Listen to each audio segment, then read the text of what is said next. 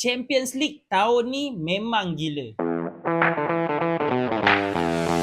First kali kita start dengan Bayern Munich versus Real Madrid.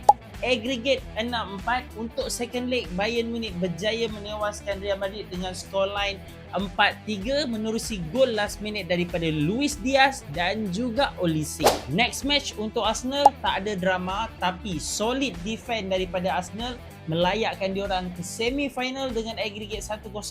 Second leg just a simple draw 0-0.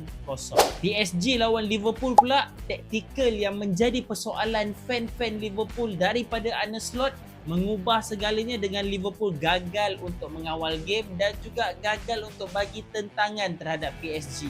Result dia 4-0 on aggregate. Last untuk quarter final, Barca versus Atletico Madrid. Ini aku rasa memang drama juga sebabnya Barca tewas on aggregate. Berjaya untuk menang untuk second leg tapi tidak berjaya untuk mara, tewas aggregate dengan pasukan Atletico Madrid. Semi final dah confirm. Aku memang tertarik nak tengok PSG lawan dengan Bayern Munich. Aku rasa diorang ni patut jumpa kat final. Tapi tak apa, ini adalah penentu segala-galanya sama ada PSG ataupun Bayern Munich mampu untuk julang UCL.